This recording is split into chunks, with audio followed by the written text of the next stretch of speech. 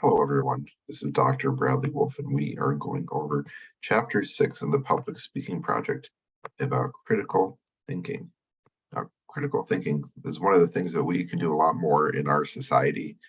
So critical thinking and reasoning, we can think more critically about things. In the shortest sense, critical thinking is just not accepting things as true just because you hear them, right? Just because you heard it or read it somewhere, it doesn't mean something is true. We want to critically think about whether or not those claims are true, where they're coming from, and what they're based on. So we're going to talk a little bit about critical thinking. We're going to evaluate some arguments and talk about quite a few different logical fallacies in this chapter. We don't need to know every single logical fallacy out there, but it's a good idea to understand some of them or a range of them in order to, just again, be able to critically analyze arguments to say, hey, are they using a fallacy? Are they claiming something's true without using a proper argument? So the section here, 6.2, has a quote here from Li Ka-shing. We are approaching a new age of synthesis. Knowledge cannot be merely a degree or a skill. It demands a broader vision, compatibilities in critical thinking and logical deductions, without which we cannot have constructive progress, right? Just because you have a bunch of facts in your brain doesn't mean that those facts are necessarily true, first of all, but also how do they work together? How does all this information you have work together and function in a space? I'm a real big fan of liberal arts, right? I have multiple liberal arts degrees, but just that broad education that we get through, college and high school, you still need to be able to do something with it and critically see whether or not the facts are true that you're learning, and where do they come from, or what biases do they have? We all have our own individual biases with how we, consume information, but there's also biases in how things are written. We can look a lot through history and see how is history told, from what perspectives is it told. We can talk through even, public speaking. Public speaking in the United States is often taught through a very Western perspective, going back to ancient Greece, that ignores many other types of public speaking and storytelling that are common in the Middle East, in Native American cultures and communities, and other places all over the world. There's a lot of storytelling and rich oral traditions, which are not covered in public speaking. We very much talk about it going back to Aristotle and Plato. So again, what perspective are you being taught, and where is that coming from? So this gives a little anecdote about giving a persuasive speech. It has a little wine glass here. So Shonda is giving a persuasive speech about the benefits of drinking wine, a glass of red wine every day. She found an article conducted by Dr. Gray. It seemed like a good peer review research, or at least a research study of some sort, that drinking 4 more glasses of wine a day is going to help reduce chances of a heart attack, increase levels of good cholesterol, and help in reducing unwanted fat. So again, hey, I have this study. It fits really well with my argument. I'm going to use it. What Shonda didn't recognize was that the study was sponsored by a multinational distributor of wine, and it was published in a trade journal targeted to wine and alcohol retailers. That it wasn't necessarily a credible source of information saying you should be drinking 4 glasses of red wine a day, right? So again, we need to critically analyze the information that we're consuming to understand where it's coming from. Okay, clearly these people sell wine. They want to say, hey, drink more wine. That's better, right? They have an agenda behind their research. So again, let's look for those agendas on where people are coming from with that information, and try and get multiple perspectives. I think that's always the best, especially when creating a persuasive speech. It shows that you've done a good job of researching. If you can say, hey, here's the pros, here's the cons of my position, here's why my position's better than the other side. But by being able to research both sides of an issue, you can have a better understanding, of the situation as a whole. So they're defining critical thinking here. So this is from John Dewey.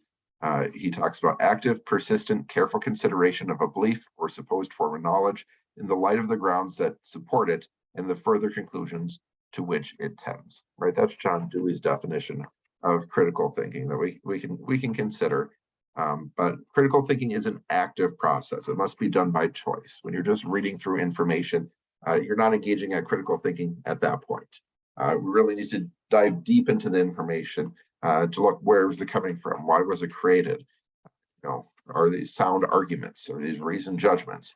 So we can take that all into account.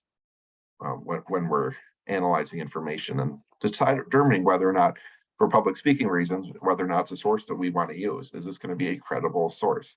I always tell my students to figure out how to make the source sound the most credible. Like, if you can't make the source sound credible, if you're just citing something and the audience doesn't know what the source is, it's probably not a credible source to begin with. If you're just citing Wikipedia with no author, no other sources, again, who wrote that? We don't know. What agenda did they have? We don't know. Just Wikipedia. Anyone can edit Wikipedia. And while the information on Wikipedia is normally accurate, right? They've done some studies that say Wikipedia is fairly accurate. It's hard to test that, right? It's hard to, do that critical analysis if it's just Wikipedia as a source. So the more information you have about the source, the more you can determine whether or not it is credible information that you could use in your speech. So there's a lot of different traits in this table here. Where's the table? Is that the table that wants? There's a lot of different traits of critical thinking that we can look into that are a part of it. Yep, traits of critical thinkers. So in order to be critical thinkers, it'd be a critical thinker, and you can work on these traits. These aren't things you either have or don't have. So you be open-minded. So being open-minded to different perspectives, even arguments with which you may disagree. So for me, I try and be very open-minded when listening to other people and try to understand, why is that true for them? Even if it's not what I agree with, why is that true for them? What logic are behind their beliefs? So being open-minded to other perspectives is very valuable. Having an analytical nature, so being interested in understanding what's happening in the message, questioning it, breaking it down into the different components, which we'll talk about here in a minute, being able to just analyze information that you're consuming. Then being systematic by method, so you don't just jump to conclusions or agree with the first thing that you find. You want to have different criteria or conditions that you're looking for to determine whether or not you agree with the source or not, or whether you think it's a valid point. Just being inquisitive is another trait of critical thinkers, so wanting to understand different things, how the world operates around us, and questioning things, doing more research than you need to make sure the research you have is sound. Being judicious, so critical thinkers are prudent in acting and making judgments.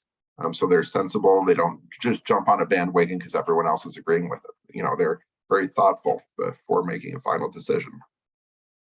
They're truth-seeking. So understanding that even the wisest people may be wrong at times, right? You're looking for the truth, not just going along with whoever you agree with or whoever's on your side. You're willing to say, hey, even if you're on my side, even if I normally agree with this person or the source, they may not be right in this instance. And then the last part, confident in reason.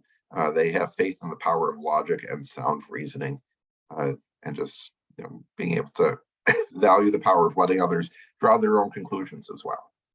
So again, these are things that we can develop and work on when we're trying to be critical thinkers in situations where that applies. But the more we can do this, the better consumers of information we are going to be. So whether this is creating our own speeches, we can be very thoughtful in what sources we're using.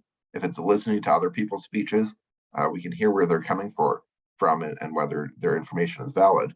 Even just being a consumer of the media and conversations with friends and family. These are all good skills to have to be a critical thinker. It also talks about listening here. So hearing is a physiological process that receives sound, and listening is a psychological process of interpreting and making sense of those sounds. So we want to be good listeners, listening to the information that we're receiving, if it is provided verbally in conversations or even on the TV or radio. A little TikTok video might have some listening that we can do to be able to consume information.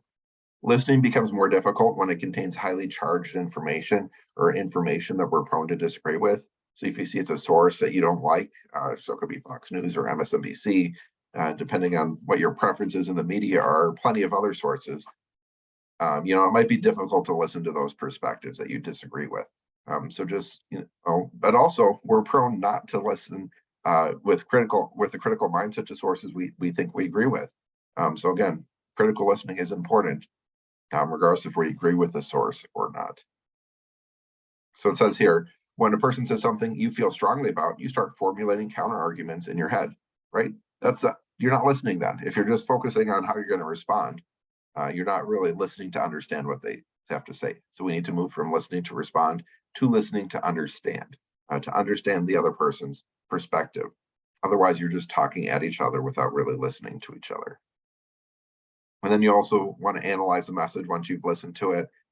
So we're going to use some of those critical thinking skills and different forms of logic as we go down here. So we can look here. If you read through the example speech, there's different claims and evidence behind those claims. So are the claims backed by appropriate levels of evidence? That's something to take into account when you're analyzing the speech. And then next is evaluation. So you're evaluating the claims and arguments to see if they're valid. So you can see, is the speaker credible? Does this ring true based on common sense?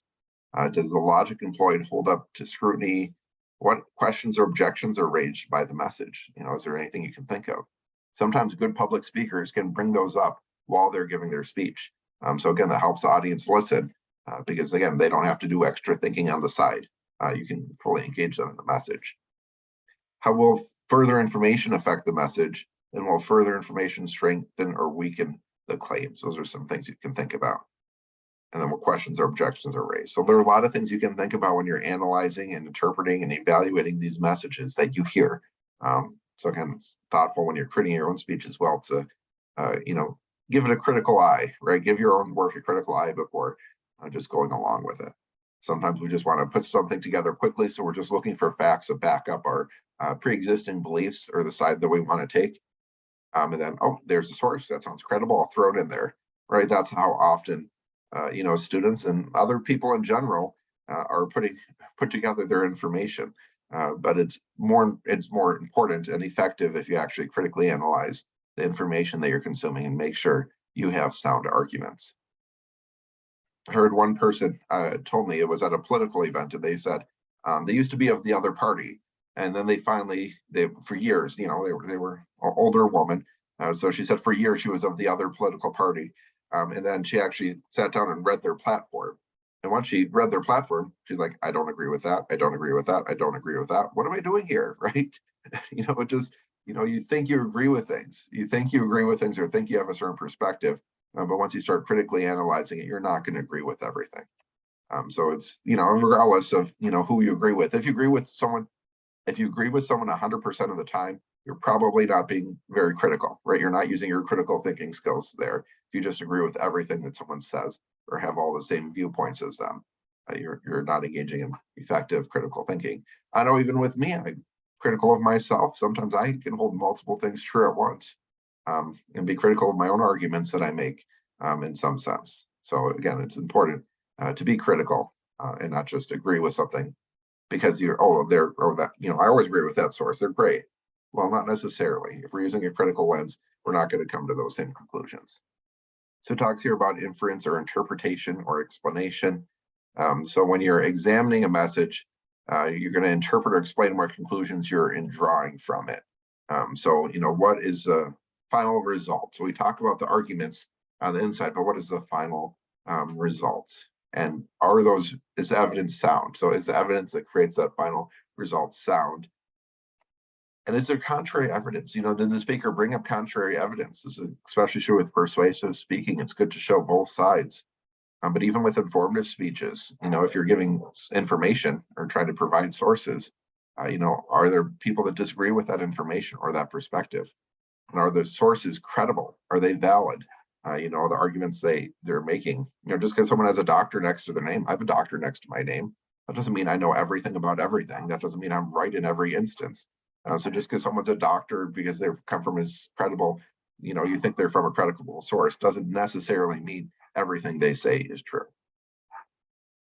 So it talks here about the difference between imply and infer. So imply is when the person is speaking, they'll imply something. Inferring is as a listener, right? When you're receiving that information, you're going to infer something. You might be reading in between the lines. So that's, again, drawing conclusions. So imply means to suggest or convey an idea. Infer means that something in the speaker's words or piece of writings helps us draw a conclusion that's outside of their words. So we infer the conclusion, but the speaker implies things. So that's the difference between inferring and implying. It talks here about self-regulation. So with self-regulation, we consider our pre-existing thoughts on the subject and any biases we may have. As I've said multiple times here, if you have a bias against the source, you're probably not going to be using very good critical thinking skills. Also, if you have a bias in favor of the source, you're not going to be using the best critical thinking skills. We see this just generally speaking. So understanding your own biases, your own perspectives, whether it's just in general about the source, whether it's about the specific subject, being open-minded to set your own beliefs aside and to take in the information as it's presented can be helpful when you're trying to be a good critical thinker. So the value of critical thinking. Critical thinking helps us determine the truth or validity of arguments. It also helps us formulate strong arguments for our speeches. So this chapter talks a lot about critical thinking. You could do an entire class about logic and reasoning, and there's philosophy classes, there's communication classes. There's plenty of ones that can help you go through this information. It's all shrunk into a little chapter here. So we're just scratching the surface of critical thinking and using tools of critical thinking. So 6.3 here is the logic and the role of arguments. So, again, you can do an entire class about this. We're trying to shrink it down into just a few minutes here in this lecture.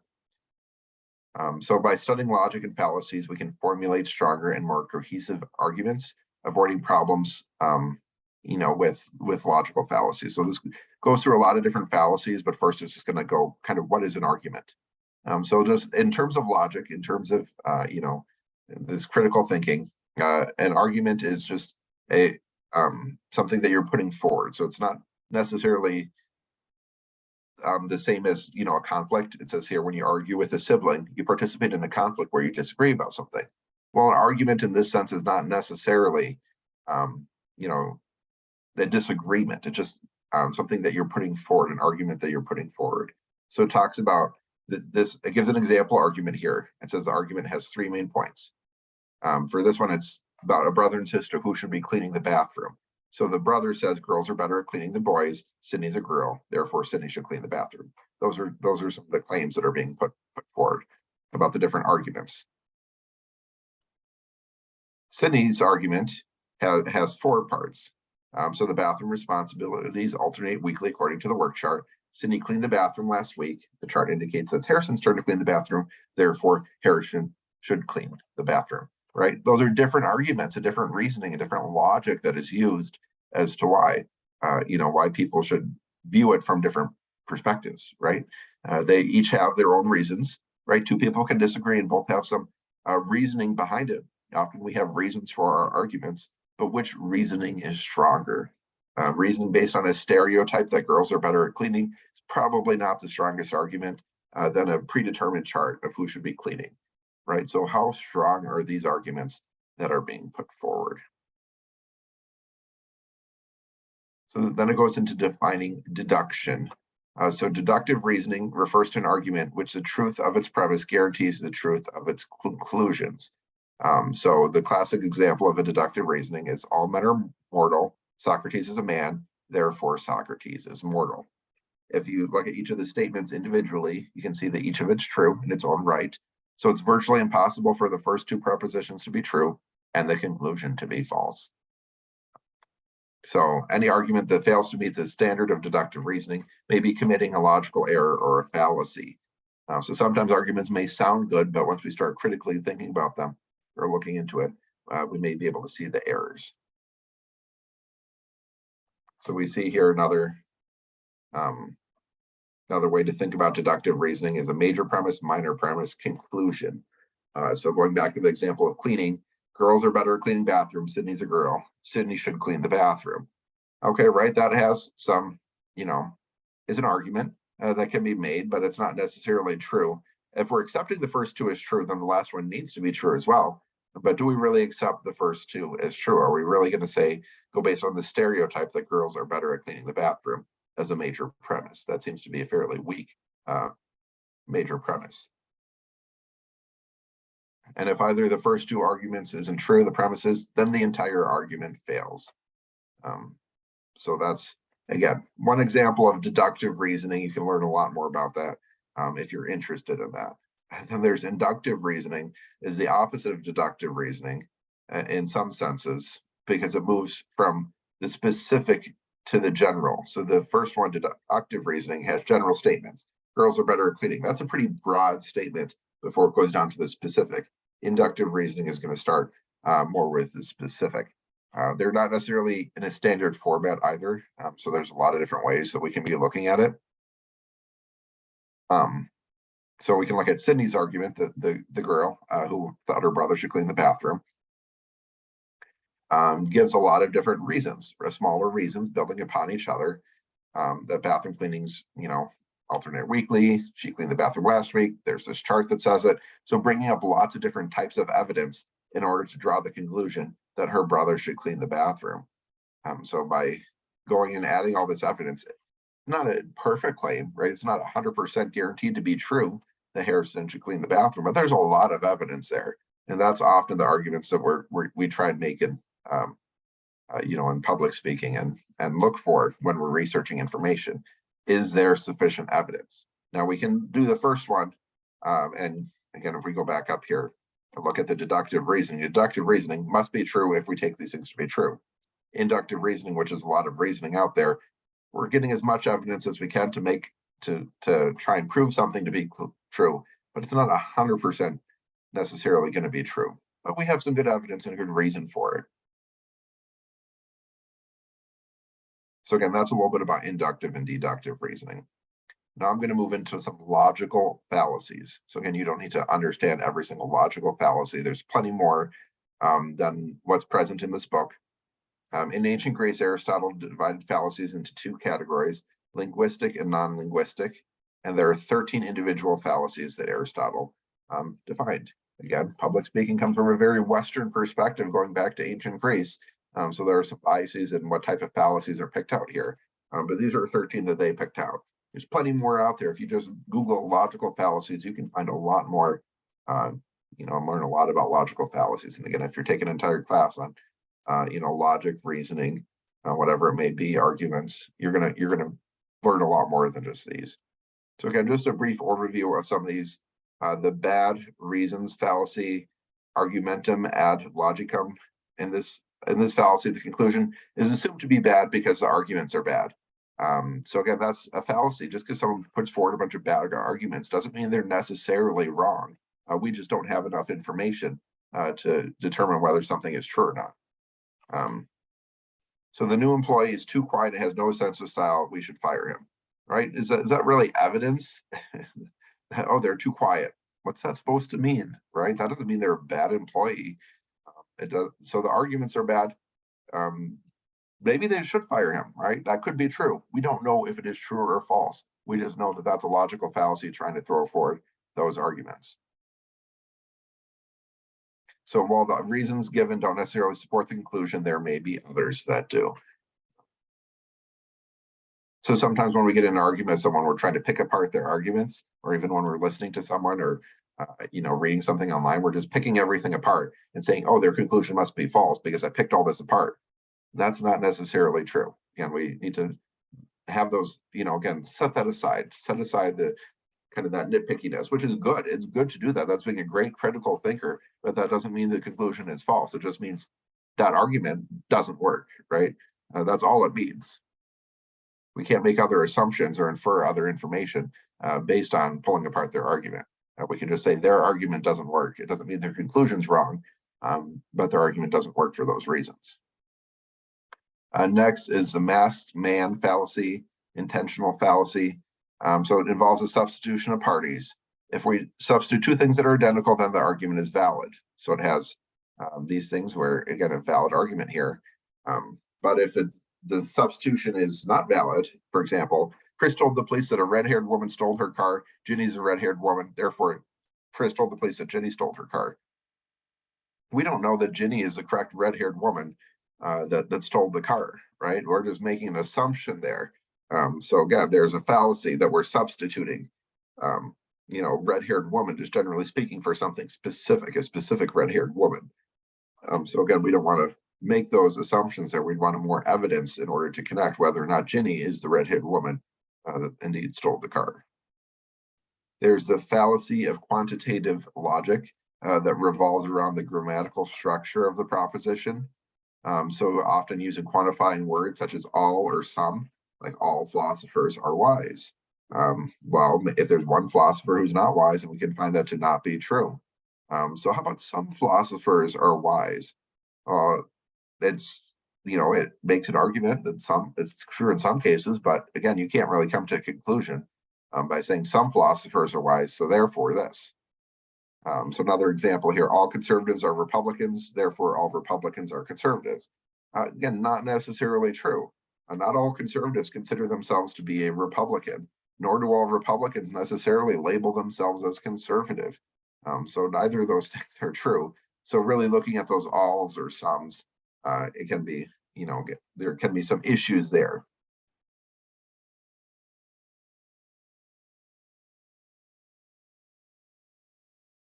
So other types of fallacies, these are informal fallacies. So an accident or sweeping generalization fallacy occurs when a generally true statement is applied to a specific case that is somehow unusual or an exception. So dogs are good pets, coyotes are dogs, therefore coyotes are good pets. No, are coyotes really dogs? Do I take that statement to be true? Are coyotes good pets? That just doesn't sound true. There's what I've heard referred to as the sniff test. Does it smell bad? Right? Does that argument even sound good at the end? That's so again. There's certainly exceptions to many cases, so pay attention to those. Here's the genetic fallacy or the ad hominem attack. Again, this is where we attack the person instead of the arguments. So Bill says, I think we should go back to class now. Jane says, I don't think we need to worry about it. Bill says, well, the bell rang a few minutes ago. We're going to be late. Jill says, well, you're a big jerk and don't know anything, so we don't have to go back to class, right? Just because you don't like the person giving the information doesn't mean anything, right? That doesn't mean anything about their arguments, whether their arguments are true or false. We see this a lot, in certainly in politics, but in other places as well, where they're attacking the person instead of the arguments or positions that they're taking. So again, taking the time to separate out just disliking people. Even if we dislike someone or find someone to be generally offensive in some way, it doesn't mean their arguments are necessarily wrong either. Then there's ambiguity or equivocation. So fallacies caused by ambiguity occur, not surprisingly, when ambiguous terms are used in the argument. We won't be safe until we win the war on terrorism. So what does safe mean? What's terrorism mean? Right, there are some words here that again are not, you could define them, right? You could define them and that could make a stronger argument, but often if these words are not used or not defined, there's some ambiguity in what you mean and whether or not something's safe, right? You can't really disagree with, we won't be safe until we win the war on terrorism. You can't disagree with that until you start defining some of those terms and what you're looking for. Then here's some fallacies of appeal. So we appeal to authority. So again, I'm a doctor, right? I'm Dr. Wolfe, Dr. Bradley Wolfe. So I'm an authority. That doesn't mean anything, right? I have a lot of education. That's what it means. I certainly know a lot about a lot of different things. That doesn't mean I'm right in every instance. So again, it's good to look for experts, right? Expert, knowledge on a topic. But just because the expert says it doesn't mean it's true. Experts are more likely to be able to have reasoned arguments, have a lot of evidence for their beliefs, and they could put forward those reasons and evidence. They can help you understand why what they're saying is true. But just because I say something doesn't make it 100% true, doesn't automatically make it true, right? Because I said so, right? That doesn't work like that. You have to give that evidence and that knowledge that people have gained over time to become an expert. Share that with people. Share your reasons and arguments and perspectives in order to convince people to agree with you. There's appeal to emotion. So using highly emotive or charged language. So it's the fallacies about trying to motivate the audience to accept the truth of the proposition based solely on visceral response to the words used. So really manipulating that audience to focus on the emotion.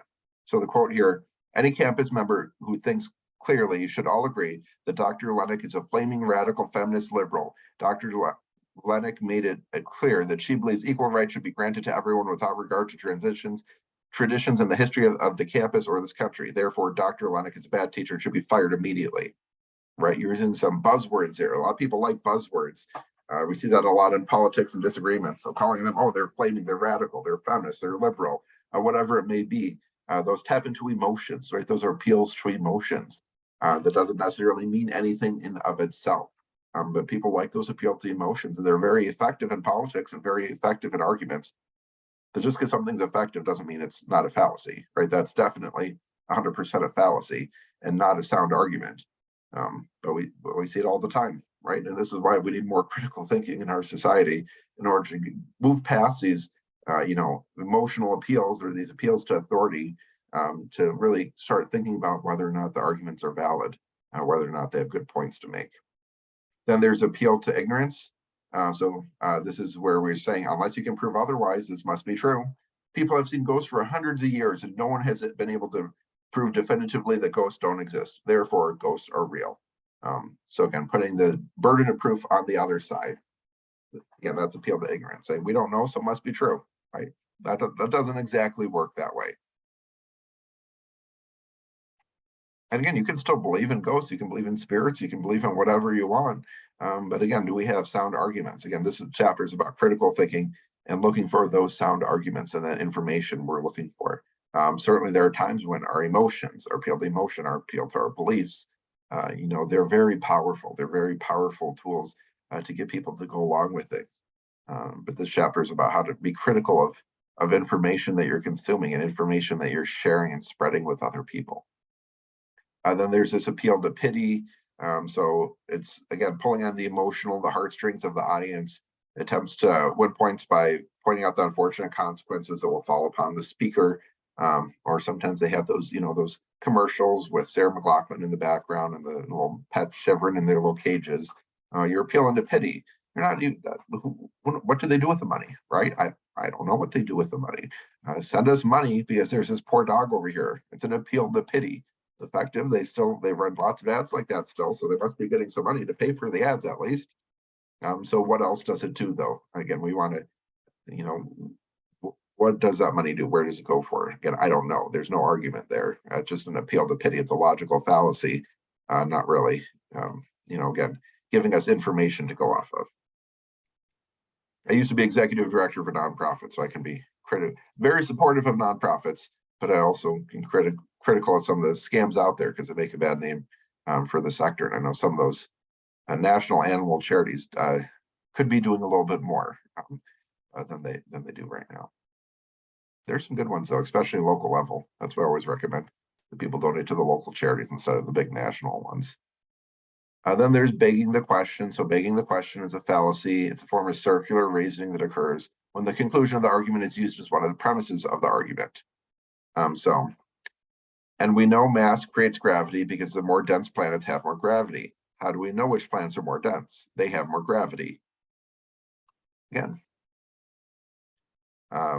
murder is morally wrong. Abortion is more murder. Therefore, abortion is morally wrong.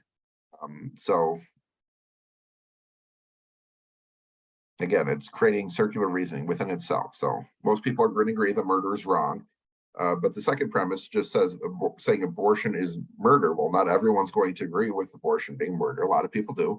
Not everyone does. But again, it's trying to prove itself just by saying it. Just saying, I said it, therefore this is true.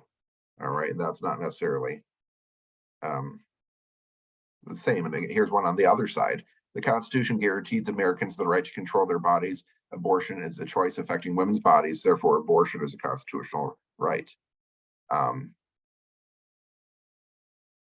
So again, is this the deciding issue, or do these arguments sound? Again, they put both sides of the issue, saying that, hey, there's some logical fallacies here.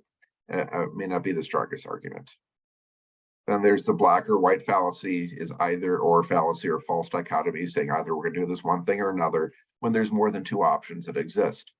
All right, I'm on a school board right now, and in the last meeting we were debating whether or not to fund a specific program. And some people were opposed to it, saying, no, if you fund that program, then you can't fund ours. And I'm like, we can fund multiple programs. We're not just funding one thing. We do a lot of things as a school. So it's not an either or. That's a false dichotomy. That's not, we can improve both things. There's nothing stopping us. So we need to separate out those logical fallacies to understand there's more options out there than just two. So sometimes being a critical thinker is about creative brainstorming to see things from other perspectives. Composition is a fallacy that assumes when all the parts have a given quality, then the whole of the parts will have it as well. So all players in a basketball team are fast runners, high jumpers, and winners. Therefore, the team is a winner. They may have won in their own right and done things successful. But again, how people come together is going to be different than how they are as individuals. So another example, I like smoothies for breakfast because I can drink them on the run. My favorite breakfast foods are scrambled eggs, fresh fruit, bagels with cream cheese, soy sausage links, on and on. Therefore, you're going to make a smoothie made with all those random things. But probably gross, right? To put all those things together into a smoothie. You may like the things individually, but you probably don't want them all mixed together in a smoothie form. Division is the opposite of composition fallacy. A division occurs when we think the parts of the whole contain the same quality as the whole. So blueberry muffins taste good, therefore the individual ingredients comprising a blueberry muffin taste good. So do you really want to eat flour, baking soda, right, on their own? Just drink some oil, right? No, probably not gross. Probably a little bit gross there. Blueberries might taste good on their own, but the other ingredients, you probably want them mixed together. So another example, women in general make less money than men. Therefore, Brenda Barnes, the CEO of Sara Lee Company, makes less money than the male delivery drivers who work for the company. Yeah, that's ridiculous. So again, there might be general statements that are true, but they don't necessarily apply to specific situations. False cause, non causa pro causa, sometimes called the questionable cause fallacy, occurs when there's a flawed causal connection between events. Fallacy is not just about a bad inference about the connection between the cause and effect, but the one violates the canons of reasoning about causation. So yesterday, Jen went out in the rain and got soaked. The next day, she was in bed with the flu. Therefore, the rain caused her to get sick.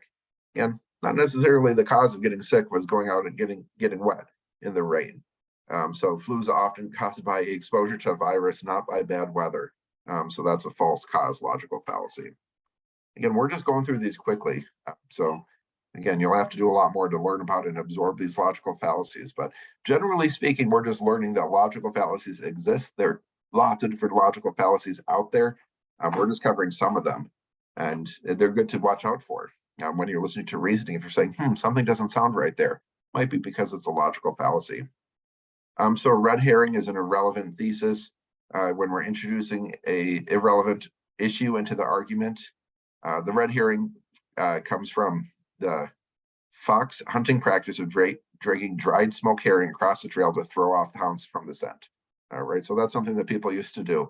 But you're trying to distract the audience from the main thing, or the audience, the reader, people listening to you, whatever it may be.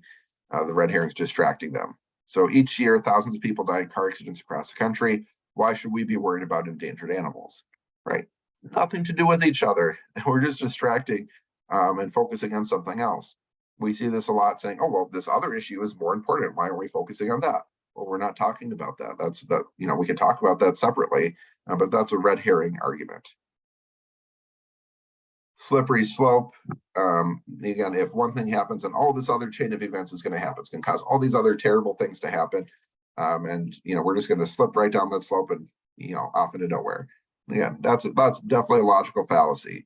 So the example here, if we teach sex education in schools, then students will have more sex. If students have more sex, then we will have a rash of unplanned pregnancies and sexually transmitted diseases. Students will be forced to drop out of school and will never have a chance to succeed in life.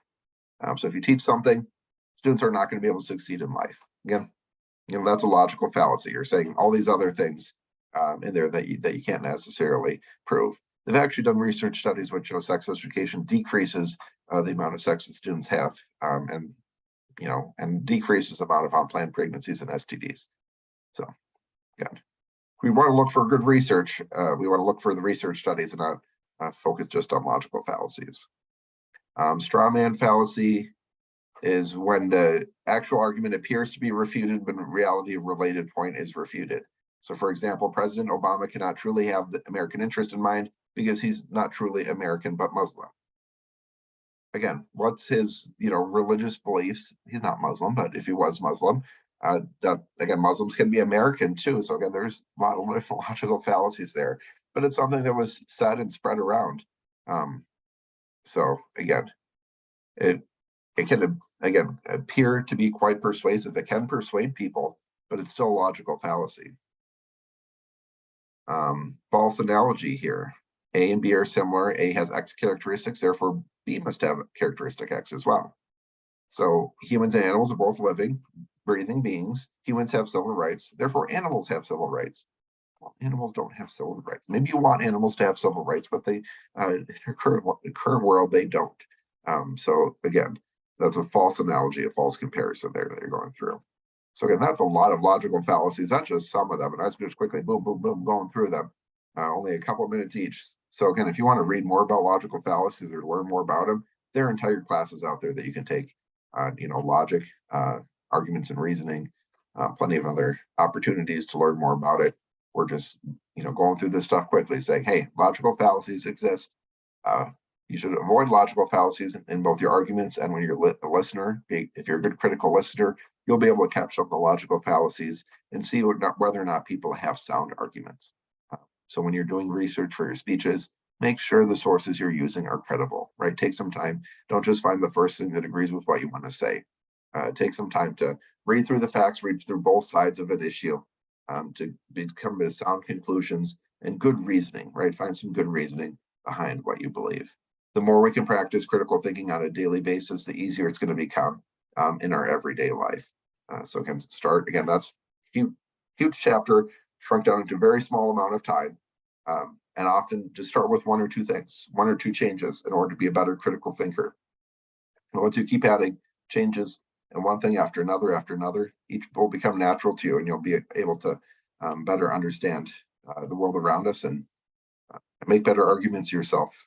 So I hope you enjoyed this chapter. Covered a lot of ground in a short amount of time, but I appreciate you listening in. Always feel free to reach out if you have any questions or if you need anything else. Take care.